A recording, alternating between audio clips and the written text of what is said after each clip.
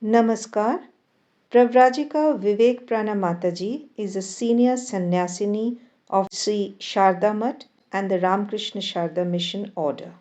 She got acquainted with Swami Vivekananda's philosophy at the early age of 19 in the Delhi University Library through the complete works of Swami Vivekananda. Based on her lectures on Vedanta philosophy, 14 books have been published so far. Her explanations are very practical and very lucid. Here we present her lecture at the Bhakt Sammelan held in Ramakrishna Sharda Mission, House Khas, New Delhi on the 26th of February 2023. Of Ramakrishna Sharda Mission, welcome you to this gathering. I hope to tell you a little bit about this center, in which I have lived for 40 years,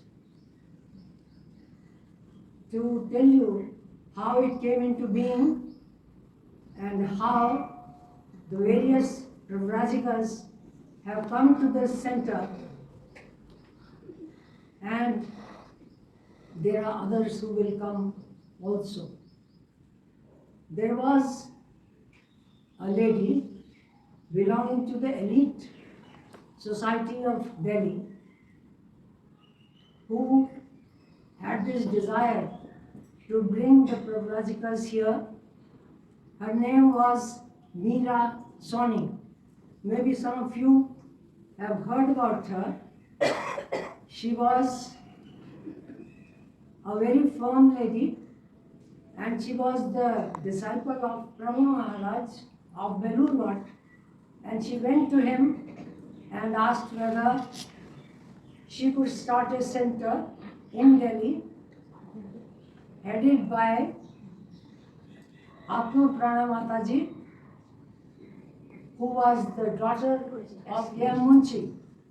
So both of these ladies represented the center in the beginning, which has been inherited by us now, and many Pravrajikas will be coming to this center from all over India. Why I feel like telling you about this center is that it represents India in a very strange way. 50 years ago, or maybe 100, women were not allowed to do anything on their own. As I was telling you, that there was a society lady called Meera Soni. Her husband was a businessman, and she belonged to the high society of Delhi. She was initiated in Belur Math and went to Swami Vivekananda asking if she could start on our behalf a center in Delhi. And I was saying that 50 years ago, if we look back to the days of our grandmothers, it is clear that women were nowhere visible in gatherings like this. How is it that it has become possible for women to have a center of their own and run it according to their own desire and love? She, as I told you, belonged to the high society, and she knew the governor of Delhi at that time, so he gave her this land for us to come and begin.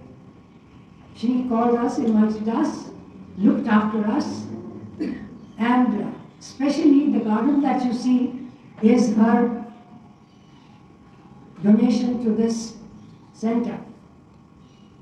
I still remember, because I was also there from the very beginning.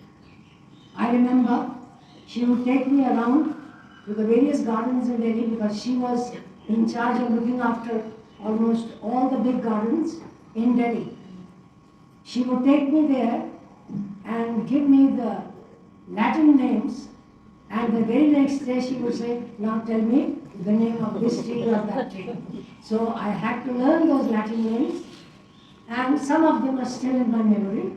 I remember, though I have moved away from this center, the land was given to us by the DDA at that time, I think, for a school. They made a condition that if you start a school on this land, we will give you 2 acres. So the money for the center, I do not know where it came from, because she presented it to us without telling us that. Now this center basically has been started by Pravrajika Mataji, Pravrajika Mataji. She loved this place. So the peculiar thing that you will find is the love that comes through for anyone who comes inside the gate. And I have heard from many people that entering the gate itself, they feel like bowing down and touching the ground. Such places are very rare in India, though we have centers all over now, but most of them in Bengal, since the beginning was made in Bengal. But we are represented in centers all over India. How does it become possible that 50 years ago there was not a single woman who would be able to run a center with all its problems and all its successes and maintain it for such a long time? We came in 1970. It was started in April 1970. The peculiarity of this center you can find out, because this is the capital of India, and any center representing the capital of India has to be particular. So I invite you all today to this gathering and hope that you will be able to listen to some of the lectures given by people from outside as well as the Pravrajikas. I don't know whether there is anything more to say. My desire has always been to bring these ideas into our lives. And for that, one has to be aware of what this word really means. That which is happening, are we aware of it? For instance, there are so many gadgets coming one after another, and we start using them, not realizing what exactly is technology or the principle on which these things function. Using these gadgets gives us a feeling that we have become great. It is the gadget that is great. I don't become great by using them. But it seems as if we believe that the world has to change for me to become better. We don't seem to understand, if I improve the world with its millions and billions of people, if millions of us can understand that if I change, the world will change. But we feel the world has to change first, and then I will change automatically. I usually think of these gadgets, though I don't use them myself, excepting to accept a note that somebody may have sent to me.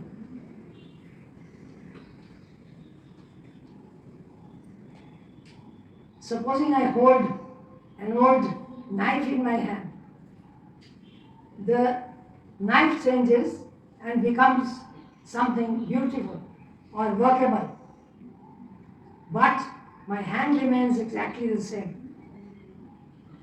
It is a question of understanding why the world is as it is. Why is it that we seem to be giving into depressions and anxiety and become mentally restless. Instead of understanding it within myself, we look around to other people, and if it is possible, we would beg them to make me happy, which we usually do. I have gone to many countries with a very simple question in my mind in the beginning. How is it that they can keep their countries so beautifully clean? It's a problem continuing even till today.